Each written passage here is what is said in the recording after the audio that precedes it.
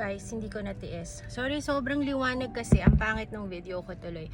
But, inopen ko na siya. It's called Yummy Flakes from Golden. Ang sarap!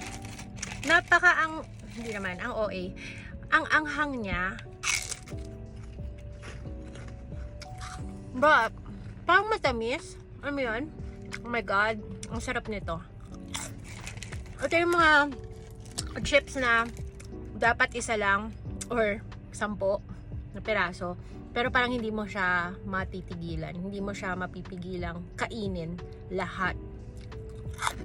So, yeah. Yung mga Filipinos dyan, have you guys tried this? Ang sarap, no? Panalo. Kung mahilig ka sa manghang at matamis, which ako yun, this is a solid choice. Yun lang ulit. Bye! Try this out!